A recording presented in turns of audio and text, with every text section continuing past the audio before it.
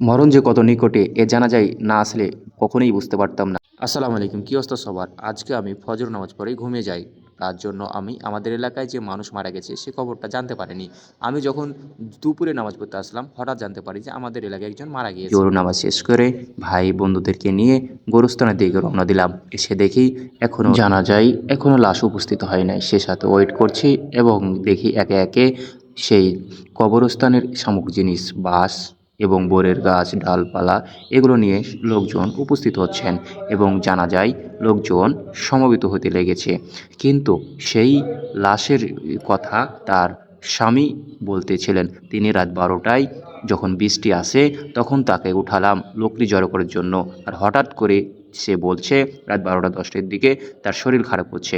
এর মধ্যেই তিনি 10 মিনিটের মধ্যে লাশ হয়ে যায়।